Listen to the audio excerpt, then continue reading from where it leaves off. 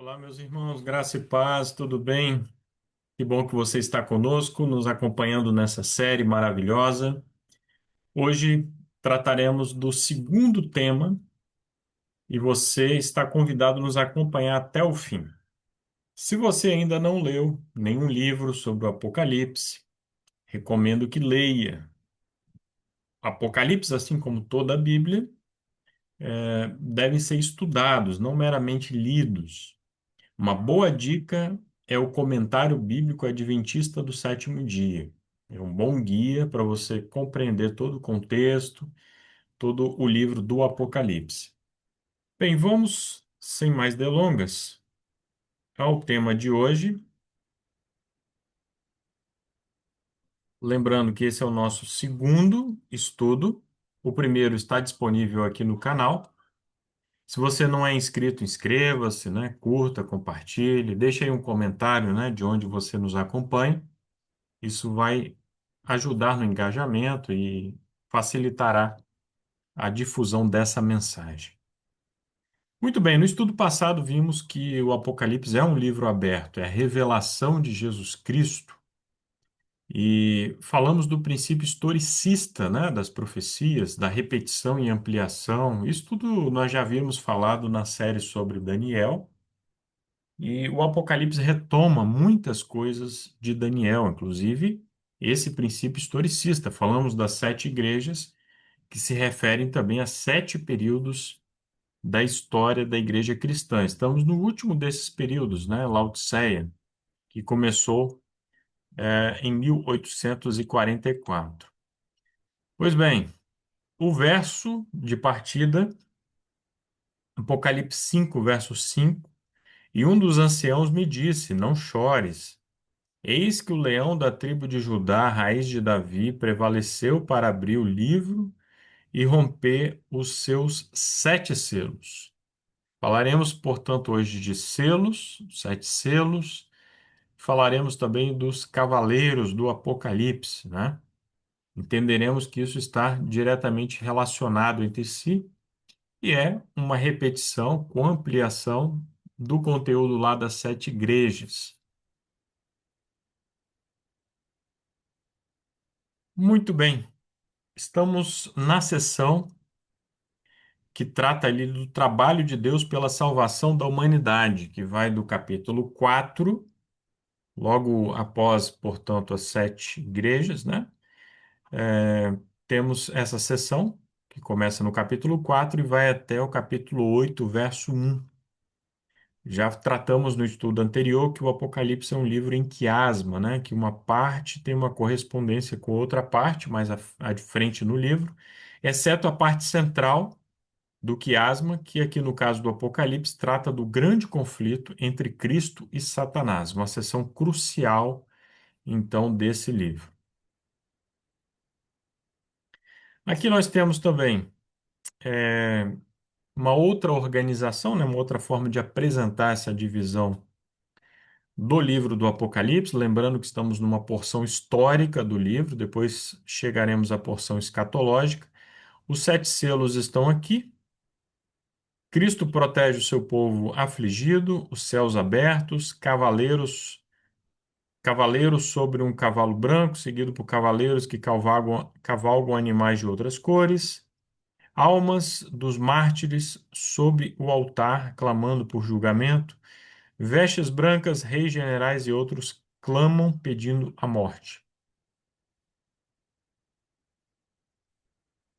Bem, a segunda visão de João é uma visão do trono de Deus e do Cordeiro. Deus é exaltado, então, nessa parte do livro. Isso serve de introdução para a visão dos sete selos. Deus é exaltado o tempo todo, o Cordeiro é exaltado o tempo todo no livro do Apocalipse, é um livro cristocêntrico e, portanto, precisamos levar isso em consideração, né? O contexto, a volta ali, desses momentos de adoração, a Deus.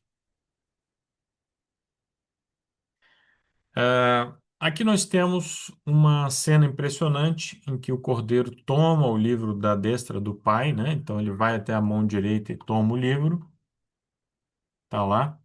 E após isso se dá a abertura do livro, né? Isso marca aí o início do juízo.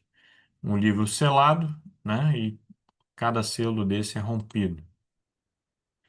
Temos ali, na sequência, a exaltação ao cordeiro, né? Os 24 anciãos, que provavelmente a identidade desses anciãos é muito discutida, mas provavelmente uma referência ali às 12 tribos de Israel, né, no período do Velho Testamento, e os 12 apóstolos, período da Igreja do Novo Testamento, né, o novo Israel. Nós somos o verdadeiro Israel. Todos aqueles que aceitam a Cristo como Messias constituem o verdadeiro Israel hoje. E, portanto, esses 24 anciãos aí, provavelmente representando a igreja do Antigo Testamento e a igreja do Novo Testamento. Temos ainda quatro seres viventes que exaltam a Deus, né? Existe aí um paralelo com o livro de Ezequiel, foi dali que o apóstolo João, guiado pelo Espírito Santo, extrai essa imagem ali dos quatro seres viventes, né? Cada um ali com a aparência de um animal, né? Três deles, melhor dizendo, um tem a aparência de um anjo, com olhos por dentro, por fora, enfim, representando ali a onisciência. E temos anjos também exaltando ali o cordeiro. Nós entendemos no Apocalipse melhor o plano da redenção, né? O Apocalipse vai apresentar isso. E temos ali em Apocalipse 13, verso 8, na parte final do verso, que o Cordeiro foi morto desde a fundação do mundo, porque o plano da redenção não foi algo eventual, não foi algo irrefletido. O plano da redenção foi traçado desde a fundação do mundo. Deus, sendo onisciente, saberia que o homem iria cair em pecado e ele então já tinha um plano para resgatar a humanidade, para que a humanidade não se perdesse para todo sempre. Esse plano da redenção, portanto, faz parte do amor de Deus pela humanidade e sabemos que apenas Jesus poderia morrer pelo homem, né? Anjos se apresentaram para morrer pela humanidade, mas é, isso não era possível. Apenas Jesus, sendo Deus, se esvaziou, como é mencionado lá no livro de Filipenses, né, na carta de Paulo aos Filipenses. Ele se esvaziou, assumiu a forma de servo, assumiu uma natureza humana caída, embora ele nunca tenha pecado, mas foi tentado em todas as coisas e venceu, provando que a lei pode ser obedecida e desmascarando, portanto, Satanás. Importante termos em mente o que é pecado. Hoje existe uma confusão teológica enorme, né? Com pastores aí apresentando, às vezes, até dezenas de definições de pecado, mas a definição de pecado, a única definição de pecado, é que é apresentada na Bíblia, na primeira epístola de João, capítulo 3, verso 4. Ellen White, no livro Grande Conflito, também confirma que a única definição de pecado é essa que temos na Bíblia, que é transgressão da lei. A lei pode ser transgredida na mente, Jesus falou muito sobre isso, né? O homem que deseja a mulher no seu íntimo, ele já adulterou com ela, por exemplo.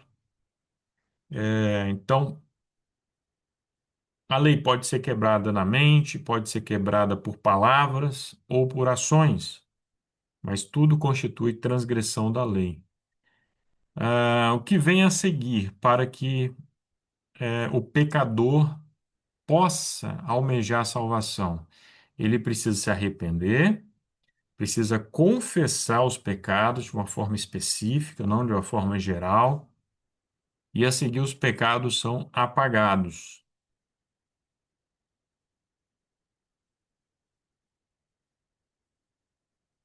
todo o ritual do santuário, né, ajuda a entender melhor o plano da salvação e nós iremos retomar isso mais adiante. Mas desde já, se você quer entender melhor o plano da salvação, estude o santuário celestial, o santuário terrestre, que era uma sombra, né, do santuário celestial. Fica, portanto, esse convite. E aí chegamos aos 7 selos. A abertura de cada selo vai acabar desencadeando certos eventos históricos, né, sempre na perspectiva da igreja. A Bíblia não é um livro, de história no sentido que nós imaginamos a história secular. A Bíblia traz muita história, mas sempre da perspectiva do povo de Deus. Então, os impérios que são apresentados no livro de Daniel, começa lá com o Império Neobabilônico, Medopérsia, Grécia, Roma, os reinos divididos da Europa. O foco está, obviamente, naqueles impérios que têm relação com o povo de Deus, que perseguiram o povo de Deus. Então, a perspectiva é sempre do povo de Deus, seja no Antigo Testamento, seja no Novo Testamento, Israel moderno. Então, à medida que cada selo vai sendo aberto, nós temos ali uma série de eventos. Os 4 primeiros selos são acompanhados ali de cavaleiros que aparecem em cena e, portanto, isso precisa ficar claro para todos nós. A linguagem de Apocalipse 6 está relacionada às maldições da aliança. Deus é um Deus de aliança, procurou firmar aliança com Abraão, com Isaac, com Jacó, com seus descendentes. E caso o povo resolvesse, né, se rebelar, como aconteceu muitas vezes, o povo estaria então sujeito a maldições, da mesma forma que a obediência seria acompanhada por bênçãos. Então Deus fala para o seu povo: Eis que ponho diante de ti a vida e a morte, bênção e maldição. Cabe então ao povo escolher o que ele quer. A infidelidade à aliança traz consequências para a igreja, assim como trouxe para o antigo Israel.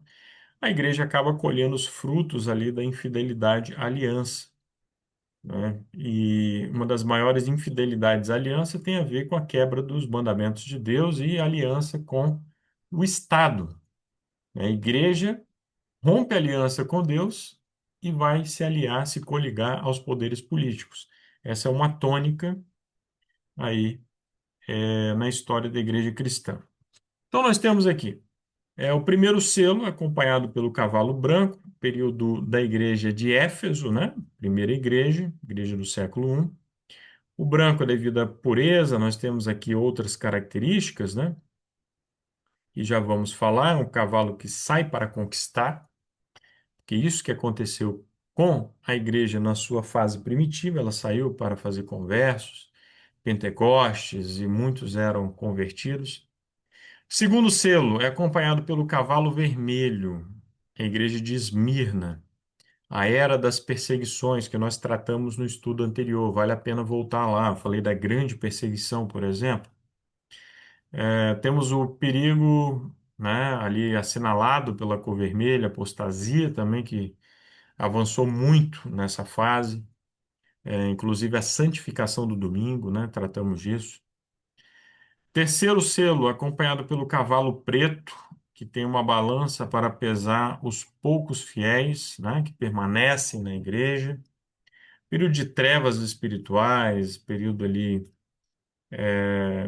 em que o papado vai se fortalecendo até que ele chega à fase de supremacia. Começa a fase da supremacia papal no quarto selo, ou também no período do cavalo pálido, né? Às vezes mencionado como amarelo, mas seria melhor definido como cavalo pálido, né? Palidez mortal. Então, período de supremacia papal, período de profundas trevas espirituais, total decadência espiritual, opressão, né? Grosso modo, aqui o período medieval, né? Que vai terminar ali com a Reforma Protestante. Bem, sobre os quatro cavalos que são apresentados ali em Apocalipse 6, precisamos levar em consideração que na Bíblia os cavalos estão muito associados à guerra. Quando falamos de Daniel 11, né, a profecia literal, falamos lá dos cavaleiros, cavalos, carros, né, carruagens, apontando para a questão da guerra, né? A profecia lá aponta para um conflito literal no fim dos tempos, certo?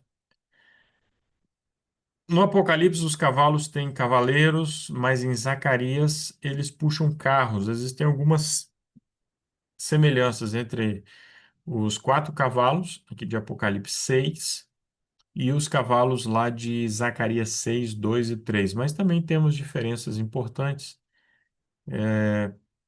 Mais uma vez, acreditamos, né, que o Espírito Santo conduziu João para essa imagem que já era familiar a boa parte dos seus leitores, a imagem lá dos cavalos em Zacarias, né? E ele então faz uma aplicação à igreja cristã.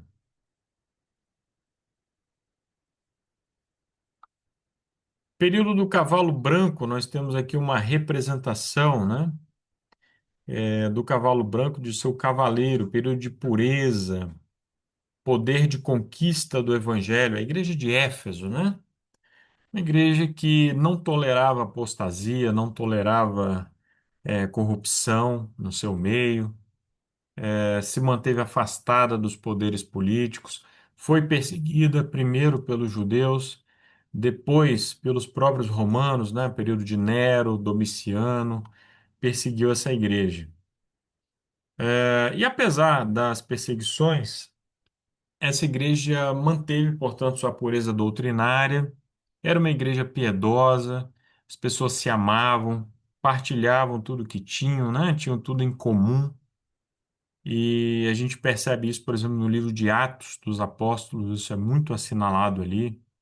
A instituição dos diáconos, né, para apoiar as viúvas, né? Campanhas para auxiliar igrejas que estavam passando períodos de fome. Enfim, é uma igreja fantástica, né? A única coisa que Cristo tem contra ela é que ela acaba se afastando do seu primeiro amor. Mas foi um período de grande conquista, de grande avanço é, na pregação do Evangelho. O segundo cavalo, com o segundo selo aí, como eu havia mencionado, né, é um paralelo com a igreja de Esmirna. E é dito ali, Apocalipse 6, verso 4: E ali saiu outro cavalo que era vermelho, e ao que nele se assentava foi-lhe dado poder para tirar a paz da terra, e que se matassem uns aos outros. Foi-lhe dada uma grande espada. Uma grande espada. Então, as perseguições que os romanos promoveram, sobretudo no início do século IV, início do século IV depois de Cristo. E temos antes alguns martírios aí que ficaram famosos, como por exemplo lá no norte da África, o martírio de Perpétua e Felicidade, né? Foram lançadas as feras, mulheres muito jovens, né? Perpétua era da nobreza e tinha um filho, bebê, né? E ainda assim ela permaneceu leal e foi lançada então às feras.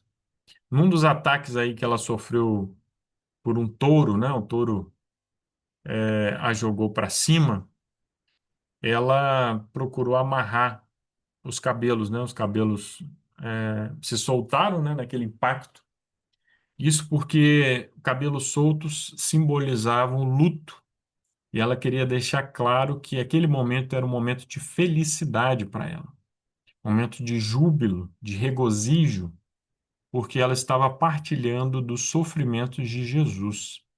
Ela estava ali dando um testemunho, do amor, né, da fé dela, e ela não estava de modo algum de luto, triste, não, ela estava confiando ali em Deus. Como eu falei, né, temos aí o período da grande perseguição, né, com muitos mutilados, igrejas destruídas, Enfim, esse período então termina com a ascensão ali de Constantino, que vai assinar o Edito de Milão, e isso marca o início do período seguinte, que é o da Igreja de Pérgamo. O terceiro selo, então, é acompanhado por um cavalo preto que tem uma balança na mão. E havendo aberto o terceiro selo, eu ouvi o terceiro animal dizer: Vem ver. E eu olhei, e eis um cavalo preto, e o que nele se assentava tinha um par de balanças em sua mão. E eu ouvi uma voz no meio dos quatro animais dizendo: Uma medida de trigo por um denário, e 3 medidas de cevada por um denário, e não danifiqueis o óleo e o vinho. Pois bem, é, esse período aqui começa, então, já com essa aliança, né, entre a igreja e o Estado, uma corrupção muito grande marca aí a igreja, né, que de perseguida ela vai se tornar perseguidora, sempre recorrendo ao braço do Estado. E a escassez de trigo, que é dito aqui, esses valores aqui, para vocês terem ideia, eram valores astronômicos para a época, né? Um denário era considerado ali o salário de um trabalhador braçal, né? Uma diária de um trabalhador braçal. E imagina ele com um denário comprando apenas uma medida de trigo. E a cevada, que é considerado um cereal menor, né? Também muito cara ali. A escassez da palavra de Deus, as pessoas sofrendo com fome espiritual. Mas em tudo, em todo esse caos, né? O óleo e o vinho não foram danificados, né? Havia espaço ali ainda para o Espírito Santo agir, para Jesus, né? E, portanto, que não são danificados. Bem, então, aliança com o Estado romano, nós temos essa estátua aqui representando Constantino. A escuridão como símbolo de pecado, período de paganização, materialismo, fome espiritual, como eu mencionei. Isso abre caminho para a fase seguinte, a fase do cavalo pálido, né? O cavalo é, realmente pálido. E eu olhei, e eis um cavalo pálido, e o nome do que estava sentado nele era Morte, e o inferno seguia, a sepultura, né? Traduzem Hades como inferno, mas na Bíblia aí se refere simplesmente à sepultura, o lugar onde os mortos estarão. Então, a imagem da morte, muito forte aí associada a esse cavalo, né? E poder lhe foi dado sobre a quarta parte da terra para matar com a espada e com a fome, e com a morte, e com as feras da terra. Temos uma outra representação aqui, né, que conseguimos graças à inteligência artificial. Enfim, um ambiente aterrador, porque temos aí a pior fase da igreja, a fase medieval, a fase da supremacia ali papal. Então, a fase da supremacia papal antes da Reforma Protestante. Então, nós temos um cenário realmente de morte espiritual, né? As tradições prevalecendo, a degeneração espiritual, a deterioração da espiritualidade era muito grande. E é nesse período que ocorre uma consolidação de doutrinas pagãs, de tradições pagãs, né? Como, por exemplo, o domingo, o dia solis, né? Ligado aí à adoração do sol. Ele que já havia se disseminado bastante ali pelos séculos 2, 3. No início do século 4 veio o primeiro decreto dominical com Constantino, né? E a consolidação do ponto de vista dogmático ocorre ali entre os séculos 4 e 13. Confissão auricular. A pessoa pecou, ao invés de se confessar apenas para Deus, recorrendo a Jesus como seu mediador, agora as pessoas são incentivadas a procurarem os sacerdotes, né, para se confessarem. E eles vão usurpar o lugar que pertence apenas a Cristo. Por isso que esse poder é um anticristo, aquele que se coloca no lugar de Cristo. né? Perdoando pecados, ouvindo confissões, perdoando pecados. Temos aí em 1562 o sacrifício da missa, né? A consolidação doutrinária, né? Desse sacrifício da missa, em 1562. Então, a cada missa, Jesus é sacrificado novamente. Vejam que coisa. E aí nós temos a doutrina da transubstanciação, que o pão, à medida que ele é erguido pelo sacerdote, que ele é abençoado, enfim, ele se torna o corpo de Cristo, o vinho se torna o sangue de Cristo. Sabemos que apenas os padres, né, tomam vinho e, enfim, né, grandes heresias ali, né? Jesus instituiu a ceia apenas em memória do seu sacrifício. Não temos margem alguma na Bíblia para aceitar, entender que o pão se torna o corpo de Jesus, né? Temos aí o purgatório e o tormento eterno. Purgatório, o lugar em que supostamente as almas se purificam. Eu tenho um livro que eu já li do Jacques Legoff, historiador medievalista francês, já falecido, O Nascimento do Purgatório. Purgatório, propriamente dito, é do século XII, da Baixa Idade Média. E ele vai ser definido ali de forma dogmática em 1274, ao passo que o tormento eterno em 1439, né? Então, imagina é, esses dogmas aqui, olha só que coisa.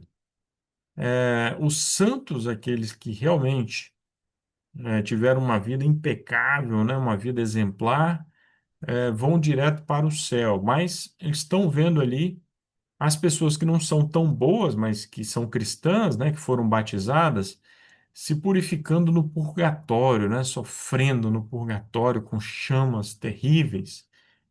Ao passo que aqueles que não foram batizados, aqueles que cometeram pecados mortais, enfim, vão para o tormento eterno, sofrer para todo sempre. Então, são doutrinas antibíblicas. No nosso canal, nós já temos também algumas séries sobre isso. Tá? Recomendo que vocês procurem, principalmente a série baseada no livro Crenças Populares do Samuel Bacchiocchi. Recomendamos muito esse livro, tá? Livro da CPB. Oração pelos mortos, a definição ali dogmática, né? A consolidação doutrinal entre os séculos XV e XVI. Não vejo como um erro vai puxando o outro, né? Uma vez que se acredita na imortalidade da alma, essa mentira que foi dita pela serpente lá no Jardim do Éden, certamente não morrerás, né? Uma série de outros erros vem a reboque, né? Como, por exemplo, a oração pelos mortos. Ah, se o meu ente querido está lá no purgatório, então eu vou é, orar por ele, mas também, né? Vou contar com os mortos que estão no céu, os santos, né? Para me ajudar na mediação ali junto a Deus, né? E o papel de Jesus vai ficando de lado, certo? Então, mais uma doutrina aí pagã, oração pelos mortos, né? Os mortos não sabem de nada, não sabem de coisa alguma. Sua memória está no esquecimento. Eles estão dormindo e terão o seu galardão, o seu castigo depois, né? Depois da ressurreição. Mortalidade da alma, como eu falei, né? Que é o erro fundamental em 1513. Bem, temos aqui Maria e os santos ainda, né? Temos dogmas ligados a Maria, maternidade divina de Maria, em 431. A virgindade perpétua de Maria, olha só, né?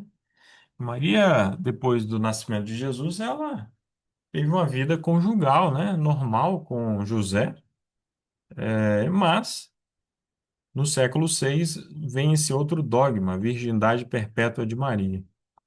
Bem mais recentemente, na metade do século XIX, a Imaculada Conceição de Maria, né? Maria foi concebida sem pecado.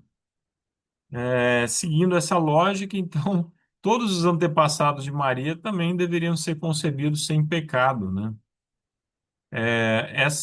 Esse dogma aqui ajudou a aprofundar a separação entre o catolicismo e a Igreja Ortodoxa. A Igreja Ortodoxa não aceita esse dogma aqui da Imaculada Conceição de Maria. Em 1950, um outro dogma mariano, a Assunção de Maria, né? Claro, se Maria foi concebida sem pecado, se ela nunca pecou, se ela é venerada, né? Já vamos falar daqueles conceitos ali, ó, latria, dulia e perdulia.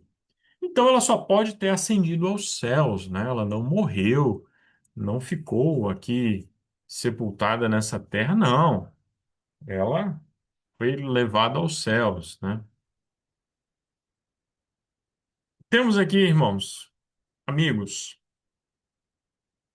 é, o documento e a suposta aí verdade da fé. Então, a comunhão dos santos, ali no início do século V, ali por volta de 400, distinção entre adoração e veneração, né? Uma distinção que efetivamente não existe na Bíblia, né? Quando João se prostrou e foi adorar o anjo, achando que era Jesus, o anjo rapidamente o repreendeu, falou para ele adorar apenas a Deus.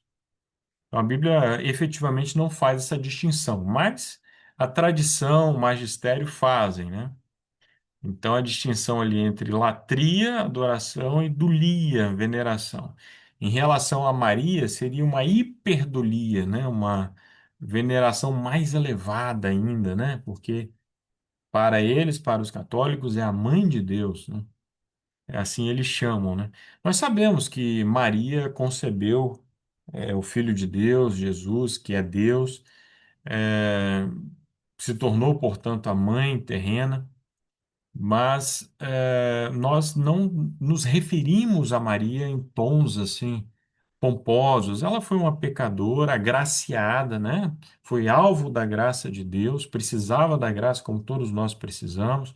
Temos um grande respeito por Maria, por outras mulheres santas da Bíblia, mas apenas isso, né? Não devemos venerar homem algum, e muito menos imagens, né? Veneração das imagens sagradas e relíquias foi estabelecida no segundo Concílio de Nicéia, no ano 787. Nessa mesma época, a Igreja Oriental estava rechaçando veneração a imagens, né? Período da iconoclastia, lá no Império Bizantino, se você se lembra bem nas aulas de história, né?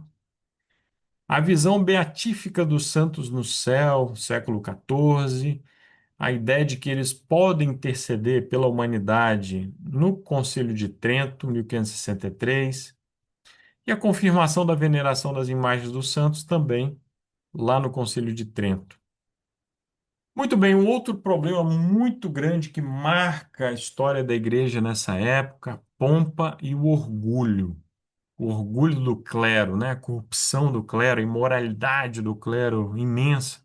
Tudo isso que contribuiu muito para a reforma protestante. Por falar em reforma, no livro Grande Conflito ou Grande Controvérsia, de Ellen G. White, na página 99, no terceiro parágrafo, temos uma história interessante, né, de dois seguidores de John Wycliffe, né, um pré-reformador lá da Inglaterra. Esses seguidores dele chegaram à Praga para pregar o evangelho, para difundir ali o que estavam aprendendo com Wycliffe, mas foram proibidos, né, de pregar. Então eles tiveram uma ideia, eles tinham talentos artísticos, né, e pintaram dois quadros. O primeiro Jesus chegando num jumentinho humilde, seguido pelos seus discípulos, né? Muitos deles descalços, com roupas gastas, né? Então a pintura enaltecendo a figura de Jesus, mostrando sua humildade, a humildade também dos discípulos. O segundo quadro ele já mostrava aí a figura do Papa, né? O Papa ali sendo precedido por trombeteiros, seguido por prelados, por nobres, pessoas muito importantes, num cavalo branco, né, com sua coroa tríplice, com vestes majestosas, né? Então, as pessoas entendiam de imediato a mensagem, né? E depois nem mesmo essa pregação silenciosa foi autorizada lá em Praga, né? Esses dois missionários precisaram ir embora, né? Verdade dói, né? É isso. Isso precisa ficar claro, né? E não é de hoje. Bem, no quinto selo, a cena é diferente. Aparecem almas debaixo do altar, né? Uma simples representação dos mártires ao longo da história, porque não existe almas separadas do corpo, nada disso. A Bíblia se refere à alma vivente lá no Gênesis, Nefesh, como a união do corpo com o espírito. Então nós somos almas viventes, né?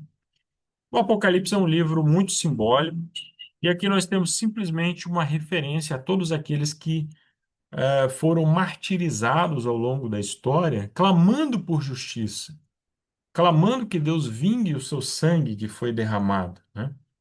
Essa imagem aqui nos remonta diretamente ao juízo investigativo que o próprio Deus ali promoveu com Caim, depois de Caim ter assassinado Abel. Deus diz então a Caim que o sangue de Abel clamava até ele desde a terra, né? Sabemos que o sangue também não tem nenhuma capacidade de clamar nada, mas é uma forma ilustrativa, né, de mostrar esse anseio que os santos têm por justiça, que todas as pessoas de bem têm por justiça. Nós temos que ter fome e sede de justiça, temos que ansiar por justiça, não podemos nos conformar com a injustiça, com a perseguição, com os martírios, como os que acontecem hoje, continuam acontecendo e vão se aprofundar até o fim da história, certo? Recomendo a todos aí que acessem o site da Portas Abertas. Você vai ver lá que atualmente mais de 380 milhões de cristãos são perseguidos aí mundo afora. Um a cada sete cristãos são perseguidos por o amor a Jesus, né? Então, devemos estar entre os que clamam por justiça, por todos esses cristãos que são perseguidos. É dito lá no Apocalipse que o número deles ainda não se completou, né? Por quê? Estamos aqui numa sequência cronológica e, naturalmente, a maior perseguição se dará no fim dos tempos. Ali que vai se completar o número dos mártires, né? Um pouco antes do fechamento da Porta da Graça. Certo? Sabemos que depois do fechamento da porta da graça, o justo continua se justificando, se santificando, o imundo continua na sua imundícia, no seu pecado. E então, depois do fechamento da porta da graça, não fará mais sentido existir martírios, ocorrerem martírios, né?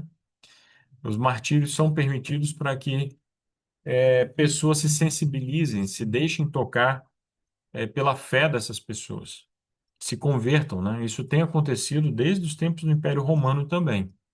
Então, tão antiga quanto a perseguição e os martírios são as conversões por influência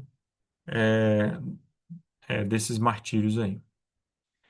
No sexto selo, Apocalipse 6, verso 12, eu leio aqui, a versão King James, e eu vi quando ele abriu o sexto selo, lembre-se, é o Cordeiro, o leão da tribo de Judá, Jesus, e eis que houve um grande terremoto, e o sol se tornou preto como um saco de crina, e a lua tornou-se como sangue. Muito bem, nós temos aí, então, o grande eclipse do sol, né? A lua se tornando em sangue, isso foi no mesmo dia, 1780, e antes, 1755, o grande terremoto de Lisboa, tá? Vale a pena ver na história o que que isso significou, né, o impacto disso tudo. Então, realmente, esses acontecimentos aqui astronômicos, né, naturais, marcando então o início do tempo do fim. E as estrelas do céu caíram sobre a terra, né? Grande chuva lá das estrelas Leônidas, dia 13 de novembro de 1833. Assim como uma figueira lança seus figos prematuros quando ela é abalada por um forte vento. Então, nesse momento aqui, já havia começado o movimento millerita, William Miller, na Nova Inglaterra, pregando a breve volta de Jesus e esses acontecimentos ali sendo testemunhados por aqueles que estavam aguardando ansiosamente pela volta de Jesus. Então veja que incrível. Aceito o leão da tribo de Judá como meu salvador pessoal. Se você aceita também, diga amém. Possamos tê-lo como o nosso único mediador, não precisamos de mediadores humanos, nosso único redentor. Rejeito a tradição e as doutrinas falsas da Babilônia. Babilônia é confusão, né? Então, os sistemas religiosos que não se baseiam nas escrituras apenas. Possamos rejeitar toda tradição perniciosa, sem fundamento bíblico, doutrinas falsas também. Que possamos nos preparar para as provas da crise final. Possamos estar de pé diante do nosso Deus quando se abater sobre o mundo a crise final. Se você me acompanhou até aqui e deseja estar pronto para a crise final, ore comigo. Senhor nosso Deus, muito obrigado, ó Pai, pelos momentos que aqui passamos estudando. Entendemos, Senhor, a intervenção de Cristo aí ao longo da história, a atuação do Espírito Santo.